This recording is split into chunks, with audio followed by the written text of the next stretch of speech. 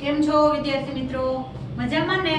ચાલો આજે આપણે ધોરણ 8 સામાજિક વિજ્ઞાન પાઠ નંબર 2 પર્યાવરણીય પ્રદૂષણ બરાબર એના વિશે આપણે અભ્યાસ કરવાનો છે. આપણે આગળના લેક્ચરમાં બીજા જે બે પ્રદૂષણ હતા, હવાનું પ્રદૂષણ અને પાણીનું પ્રદૂષણ બરાબર, એ બે પ્રદૂષણ વિશે આપણે અભ્યાસ કર્યો હતો કે જે કોઈ પણ પ્રદૂષણ છે એ ફેલાવાનું કારણ શું છે, એનાથી આપણને શું નુકસાની થાય છે અને એ રોકવા માટે આપણે શું પ્રયત્ન કરી શકીએ બરાબર છે. એ પ્રદૂષણો આપણે વિશે આપણે અભ્યાસ કરેલો હતો.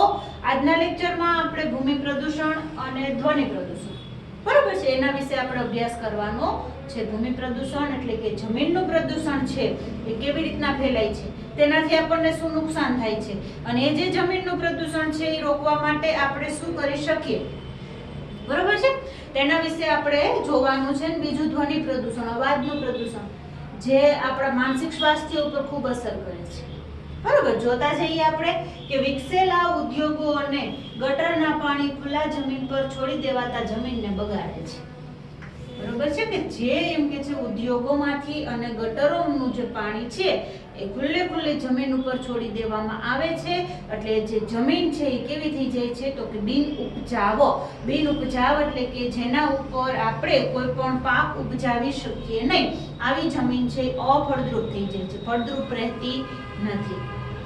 એટલે જે ઉદ્યોગોનું જે પાણી હોય છે અને ગટરનું જે પાણી હોય છે એ ખુલ્લી જમીન ઉપર છોડી દેવું જોઈએ નહીં. ત્યાર પછી બીજું શું તો કે ખેતી લાયક જમીન પર ઉદ્યોગો થવાથી જમીન બગડે છે. બધી જમીન એવી નથી હોતી કે જ્યાં આપણે ખેતી કરીને પાક ઉત્પાદન કરી શકીએ, પણ એવી ઘણી બધી જમીન હોય છે કે જેના ઉપર જેના દ્વારા આપણે સરસ મજાની ખેતી કરી શકીએ અને ઘણી જમીન એવી હોય છે કે જેના ઉપર આપણે ખેતી કરી શકીએ નહીં. તો આવી જે જમીન ઉપર આપણે ખેતી નથી થવાની એવી જમીન ઉપર ઉદ્યોગો સ્થાપવાના, પણ જે જમીન ઉપર ખેતી થઈ શકે એમ છે એવી એમ કે છે જમીન ઉપર ઉદ્યોગો સ્થાપવા જોઈએ નહીં. જો ઉદ્યોગો સ્થાપી દઈએ તો ખેતી લાયક જમીન કેવી થઈ જાય? ઓછી થઈ જાય. એમાં આપણે પાક ઉત્પાદન ન કરી શકીએ. પાકનું ઉત્પાદન ન થાય તો આપણને ખબર જ છે કે આપણી જે અર્થવ્યવસ્થા છે એ શું થઈ જાય તો કે ખોરવાઈ જાય છે બરાબર. પ્લાસ્ટિકનો કચરો જમીનમાં ભળતો નથી, આપણને ખબર જ છે. જે આપણે અત્યારે રોજબરોજ પ્લાસ્ટિક સિવાય કે આવતું જ નથી. શાક લેવા જાય તો પ્લાસ્ટિકના જબલા આપી દઈએ, બોટલ ઉપર પ્લાસ્ટિક, ડબ્બા પ્લાસ્ટિક. એટલે આ જે પ્લાસ્ટિક છે એ એમ કે છે જમીન સાથે ભળતું નથી, અને જમીન સાથે નથી ભળતું એટલા માટે એ જે જમીન છે એને કેવી બનાવે છે તો કે ખરાબ કરી નાખે છે, પ્રદૂષિત કરી નાખે છે. એટલા માટે જે આ પ્લાસ્ટિકનો જે એમ કે છે કચરો છે એ એક જ જગ્યાએ નાખવાનો બરાબર, ગમે ત્યાં ફેંકી દેવો જોઈએ નહીં, જેના લીધે પ્લાસ્ટિકના કચરાથી જમીન પ્રદૂષણ વધતો જાય છે. ખેતીમાં રાસાયણિક ખાતર અને જંતુનાશક દવાનો વધુ ઉપયોગ કરવાનો બરોબર છે કે જેના લીધે શું થાય છે તો કે જમીન છે એ બગડે છે. આપણે અત્યારે વધુ જ ઉપયોગ કરીએ છીએ, આપણને ખબર જ છે કે ખેતીમાં એમ કે છે કે રાસાયણિક ખાતર અને જંતુનાશક દવાનો વધુ ઉપયોગ કરીએ છીએ એટલા માટે શું થાય છે તો કે ખેતીનો બગાડ થાય છે. જો પહેલાનો જ્યારે સમય હતો ત્યારે પણ આપણા જે દાદા પરદાદા છે એ ખેતી તો કરતા છે, પણ ત્યારે જંતુનાશક દવા કે ખાતરો કાંઈ હતું નહીં, છતાં પણ કેટલા બધા પાકનું ઉત્પાદન કરી શકતા. પણ એ લોકો છે છાણિયું ખાતર, જૈવિક ખાતર છે એવા ખાતરનો ઉપયોગ કરતા કે જેના લીધે જમીન છે એ વધારે ફળદ્રુપ બને. અને આપણે તો જે હજી તો પાક આપણે વાવવો હોય, બિયારણ આપણી પાસે હોય તો એ જે બિયારણ હોય છે એ જ આપણે એમ કહે છે કે જંતુનાશક દવાથી આપણે મિક્સ કરીએ છીએ. જંતુનાશક દવાથી આપણે એમ કહીએ છીએ કે મિક્સ કરીએ છીએ. એ જે દવા વાળું બિયારણ છે એ આપણે જમીનમાં વાવીએ છીએ તો જેના લીધે શું થાય છે તો કે જમીન છે પ્રદૂષિત થઈ જાય છે. આજુબાજુના જે બધા એમ કે છે કીટકો હોય છે જે જમીનને શું કરતા હોય, ફળદ્રુપ બનાવતા હોય, આવા જે એમ કે છે કીટકો છે નાશ પામે છે. અત્યારે જો કે જંતુનાશક દવા જરૂરી જ છે, કેમ કે આપણને ખબર જ છે કે એટલા બધા જીવજંતુઓ છે એ પાકને નુકસાન કરી નાખે છે. પણ આ જીવજંતુઓ પહેલા નહોતા, અત્યારે આવ્યા. કારણ શું તો વધારે પડતી જંતુનાશક દવા અને રાસાયણિક ખાતરનો આપણે ઉપયોગ કરીએ છીએ એટલા માટે, અને પાકને પણ વધુ નુકસાન કરે છે. જે પાક જમીનમાંથી જે આપણે વાવ્યો હોય ઉગે બરોબર, ઈ પહેલા જ આપણે એમ કહીએ કે ભાઈ ઈ જે પાક છે કેવો થઈ ગયો હોય છે તો કે પ્રદૂષિત થઈ ગયો, એટલે કે ભેળસેળ વાળો થઈ ગયો હોય છે ને આપણે ખાવાનો. એના લીધે આપણને શું થાય છે તો કે વિવિધ પ્રકારના રોગનો આપણે સામનો કરવો પડે છે. પ્લાસ્ટિક અને કારખાનાના પાણી સૂક્ષ્મ જીવાણુઓનો નાશ કરે છે બરોબર છે. પ્લાસ્ટિક અને કારખાનાના જે પાણી હોય છે, જે જમીનમાં રહેલા જે સૂક્ષ્મ જીવાણુ હોય છે એનો શું કરે છે તો કે નાશ કરે છે અને જે જમીન છે એને ફળદ્રુપતા ઘટાડી નાખે છે. જમીનને બિનઉપજાઉ બનાવી નાખે છે. કેવી બનાવી નાખે છે? બિનઉપજાઉ છે, અફળદ્રુપ બનાવી નાખે છે. પાકનું આપણે ત્યાં ઉત્પાદન કરી શકતા નથી, આવી જમીન બનાવી નાખે છે. ભૂમિ પ્રદૂષણ રોકવા માટે શું કરવા આપણે પડે તો કે પ્લાસ્ટિક અને કેમિકલનો ઉપયોગ ઓછો કરવો જોઈએ. પણ ઉદ્યોગોમાં તો કેમિકલનો ઉપયોગ કરવો જ પડે અને પ્લાસ્ટિકનો ઉપયોગ આપણે જીવન જરૂરી માટે વસ્તુ લઈ આવવા માટે લઈ જવા માટે પ્લાસ્ટિકનો ઉપયોગ તો જોઈએ જ. આપણી જે બેગ હોય છે, ચોપડા હોય છે, આ છે તે છે, એના જે પૂઠા હોય છે, ઘર વપરાશની ચીજ વસ્તુ હોય છે, પ્લાસ્ટિકની વસ્તુ સિવાય કંઈ બીજું કંઈ હોતું નથી. એટલા માટે પ્લાસ્ટિકનો ઉપયોગ એમ કે છે કે આપણે કેવો કરવો જોઈએ? ઓછો કરવો જોઈએ. અને ઉદ્યોગોમાં પણ કેમિકલનો ઉપયોગ ઓછો કરવાનો. ભલે તમે ઉપયોગ કરો પણ એક જ જગ્યાએ, બરોબર છે કે એ જે વસ્તુ છે એક જ જગ્યાએ તમારે એનો નિકાલ કરવાનો. ગમે ત્યાં એમ કે છે એનો નિકાલ નહીં કરવાનો, જેના લીધે જમીન પ્રદૂષિત થઈ જાય છે. પાકનું ઉત્પાદન આપણે સારું કરી શકતા નથી. આવું જે કેમિકલ વાળું પાણી છે એ કોઈ પણ જમીન ઉપર આપણે છોડી દઈએ તો એટલી જમીન બિનઉપજાઉ બની જાય છે. એટલે બને ત્યાં સુધી ઉદ્યોગો વાળા જે છે એ બધા એમ કે એને શું કરવાનું તો કે એક જ જગ્યાએ એનો નિકાલ કરવાનો, ગમે ત્યાં એનો નિકાલ કરી દેવાનો. ઉપજાઉ જમીનમાં ઉદ્યોગ ન સ્થાપવો, ખાસ યાદ રાખવાનું.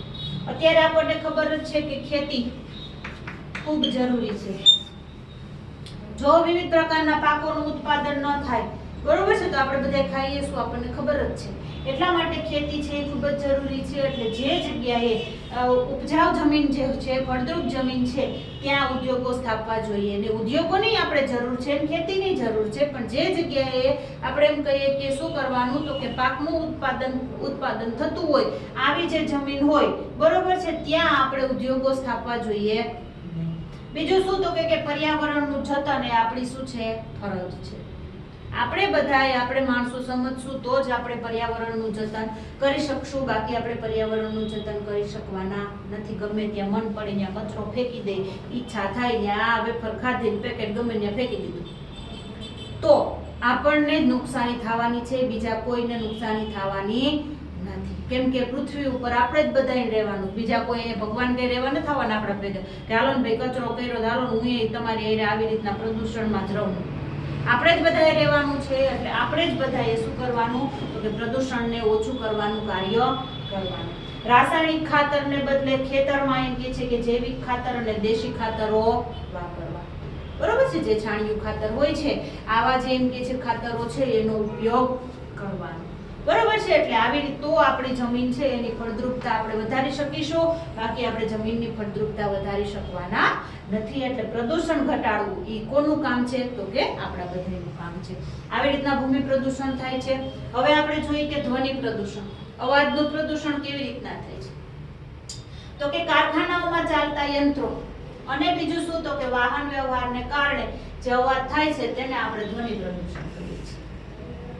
જે જગ્યાએ મોટી મોટી કંપનીઓ હોય, મોટા મોટા કારખાના હોય ત્યાં આપણે જઈએ તો આપણે જોઈએ જ ખબર પડે કેટલો બધો અવાજ આવતો હોય છે. થોડીક વાર થાય તો માથું દુખી જાય આપણને. કોઈ પણ હાઈવે પાસે આપણે એમ કે છે રહેતા હોઈએ છીએ તો રાતે ઊંઘ પણ આપણને આવતી નથી. આવી બધી એમ કે છે વસ્તુને લીધે ધ્વનિ પ્રદૂષણ આપણે ઉત્પન્ન કરી શકીએ છીએ. મોટા મોટા લાઉડ સ્પીકર, લગ્ન હોય છે, ત્યાર પછી ચૂંટણી હોય છે, બરોબર છે, આવા જે પ્રસંગો હોય છે ત્યારે એમ કે છે કે બેન્ડ વાજા, મોટા મોટા લાઉડ સ્પીકર, ડીજે, નાન તેન બધું વાગતું હોય છે, જેના લીધે આપણને ખૂબ જ માનસિક સ્વાસ્થ્ય આપણું બગડે છે, ધ્વનિ પ્રદૂષણ ઉત્પન્ન થાય છે. મોટા લાઉડ સ્પીકરો, બેન્ડ વાજા, ઢોલ વગેરેથી આ ધ્વનિ પ્રદૂષણ ઉત્પન્ન થાય છે. ઘોંઘાટને કારણે બહેરાશ ઉપરાંત માનસિક સ્વાસ્થ્ય અને ચીડિયાપણું પણ વધી જાય છે. ખાસ યાદ રાખવાનું, ઘોંઘાટને કારણે એક તો આપણે કેવા થઈ જાય વેલા હાથ બેરા થઈ જાય. ક્લાસમાં એમ કહેતા હોય કે શાંતિ રાખો, શાંતિ રાખો. આપણે શાંતિ રાખીએ તો આપણા જ એમ કે છે મગજને નિરાંત રહીએ, પણ ક્લાસમાં ઘોંઘાટ જ આવતો હોય તો હાન થાય તો આપણું માથું દુખવા માંડે. કારણ શું તો કે ધ્વનિનું પ્રદૂષણ વધી જાય, જે આપણું મગજ છે એ સહન કરી શકે નહીં. બહેરાશ આવી જાય છે, ઉપરાંત માનસિક સ્વાસ્થ્ય બગડે છે, આપણું જે મગજનું જે સ્વાસ્થ્ય હોય છે એમ કે છે કે બગડે છે, આપણું જે કોઈ પણ કાર્ય છે એ કેવું થઈ જાય, ખોરવાઈ જાય, આપણું મગજ ઠેકાણે આપણે કહીએ તેવા જ બોલાવતો ને આજ મારું મગજ ઠેકાણે નથી. શું કામ? કેમ કે આપણને જે એટલો બધો અવાજમાંથી આપણે આવ્યા હોય છે કે પછી કોઈ જાતનું ટેન્શન હોય છે એટલા માટે આપણું એમ કે છે માનસિક સ્વાસ્થ્ય બગડતું હોય છે. ચીડિયાપણું વધે છે, ચીડિયાપણું વધી જાવ એટલે કોક આપણને બોલાવે તો પ્રેમથી જવાબ ન દેવો, ગુસ્સાથી જવાબ દેવો. આને આપણે શું કહીએ છીએ તો કે ચીડિયાપણું વધી જાય છે. શેના લીધે? ઘોંઘાટને લીધે. આપણે આપણી ઘરે કોઈ પણ એમ કે છે ટેપ રેકોર્ડર વગાડતા હોઈએ છીએ, ટીવી જોતા હોઈએ તો અવાજ પાસમ પાસે આપણા ઘરે સંભળે, પણ આપણાથી બીજા 3 કે 4 ઘરોને સંભળાતું કે આજે આની ઘરે ટેપ ચાલુ છો ભાઈ, શું કામ આવું કરવું જોઈએ? આપણે જેટલું સંભળાય એટલો જ અવાજ આપણે રાખવો જોઈએ. બરોબર છે? તો ઘોંઘાટનું પ્રદૂષણ છે એ આપણે ઓછું કરી શકીએ. અને ઉદ્યોગોમાં પણ જે એમ કે છે કે ભાઈ મોટા મોટા યંત્રો હોય એમાં જે અવાજ ઓછો આવે આવા જે યંત્રો હોય એવી કંઈક ટેકનોલોજીનો ઉપયોગ કરવો જોઈએ. અને આજુબાજુમાં શું કરવાનું કીધું તો કે વનીકરણ કરવાનું. વનીકરણ એટલે કે વૃક્ષો વાવવા. જે ઉદ્યોગો હોય ને, ઉદ્યોગોની આજુબાજુમાં વૃક્ષો વાવેલા હોય તો એમ કે છે અવાજ છે એ થોડો ઓછો નીકળે. અવાજ તો નીકળવાનો જ હોય, પણ આજુબાજુ જે હોય એનો અવાજ છે એનું શોષણ કોણ કરી લે તો કે વૃક્ષો કરી લે, એટલે અવાજ છે એ આપણને ઘોંઘાટનું પ્રદૂષણ ઓછું થાય. બરોબર છે? હોસ્પિટલ, શાળા કે દવાખાના પાસે નો હોર્ન કે સાયલન્સ પ્લીઝ જેવા ચિહ્નો મૂકવા જોઈએ. હોસ્પિટલ હોય જ્યાં બીમાર જ વ્યક્તિઓ હોય છે, બરોબર છે, અને શાળાઓ જ્યાં બાળકો અભ્યાસ કરતા હોય છે એટલે ઘોંઘાટ છે એમ કે છે શું કરે છે તો કે ડિસ્ટર્બ કરે છે. એટલા માટે શું કરવાનું તો કે એની પાસે નો હોર્ન કે સાયલન્સ પ્લીઝ અવાજ ઓછો કરો, આવા એમ કે છે ચિહ્નો મૂકવા જોઈએ. ધ્વનિ પ્રદૂષણ ઓછું કરવા વાહનોને યોગ્ય સમયે સર્વિસ કરાવી અને PUC નો કડક અમલ કરાવવાનો. યોગ્ય સમયે આપણે સર્વિસ છે, બરોબર, વાહનોમાં યોગ્ય સમયે સર્વિસ ન થાય તો વાહનોમાંથી અવાજ કેવો આવવા માંડે? વધારે આવવા માંડે. અને બીજું શું તો કે PUC નો પણ આપણે કડક અમલ કરાવવાનો, પોલ્યુશન અંડર કંટ્રોલ. બરોબર છે? ઉદ્યોગોએ અવાજને નિયંત્રિત કરવા વનીકરણ કરવું જોઈએ. આજુબાજુમાં શેની સ્થાપના કરવાની, શું વાવવાનું કીધું તો કે જંગલો છે, વૃક્ષો છે એ વાવવા જોઈએ. આપણી સમય સૂચકતા અને સમજદારી જ પ્રદૂષણથી બચાવે છે. જો આપણે સમજશું તો જ આપણે પ્રદૂષણથી મુક્ત થઈ શકશું, બાકી આપણે પ્રદૂષણથી મુક્ત થઈ શકવાના નથી. ગમે ત્યાં આપણે પ્રદૂષણ કોણ ફેલાવે છે તો કે આપણે પોતે જ ફેલાવીએ છીએ.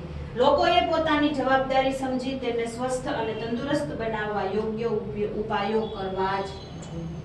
બરોબર? જે પ્રદૂષણ ફેલાવે છે એનો ભોગ આપણે જ બનવાના છીએ, એટલે ટોકમાં કોઈ પણ પ્રદૂષણ ફેલાવતા પહેલા બરોબર એનો આપણે યોગ્ય ઉપાયો કરવા જોઈએ. ઘોંઘાટનું પ્રદૂષણ તો આપણે જ ફેલાવીએ છીએ ને, એમાં બીજું કોઈ ફેલાવવા આવતું નથી. ઉદ્યોગો હોય ત્યાં આજુબાજુ રહેણાંક વિસ્તાર ઓછો હોય, આપણને ખબર જ છે, અને વાહનો વ્યવહાર જતો હોય તો એનો બહુ એટલો બધો અવાજ હોતો નથી. હોર્ન બગાડીએ તો એનો અવાજ આવે, પણ બીજો જે ઘોંઘાટ છે જે બધા લાઉડ સ્પીકર વગાડવાના, આ જે બધું જે એમ કે છે ઘોંઘાટ છે એ કરવાનું કાર્ય કોણ કરે છે તો કે આપણે પોતે જ કરીએ છીએ. એટલે પ્રદૂષણો ફેલાવવાનું કાર્ય કોણ કરે છે તો કે આપણે પોતે જ કરીએ છીએ. તો બાળ મિત્રો આપણો પાઠ છે અહીંયા પૂરો થઈ જાય છે. બરાબર? આપણો પાઠ છે એ નાનો હતો, ભૂમિ પ્રદૂષણ અને ધ્વનિ પ્રદૂષણ વિશે આપણે જોયું. બરોબર છે? તો હવે આપણે આના પછીના લેક્ચરમાં નવા પાઠ સાથે મળીશું. આશા રાખું છું કે આ પાઠ છે એ આપણને સારી રીતના સમજાઈ ગયો હશે. બરોબર? અને બને ત્યાં સુધી આપણે પ્રદૂષણ નહીં કરીએ એવી હું આશા રાખું છું. ચલો આવજો. જય શ્રી કૃષ્ણ.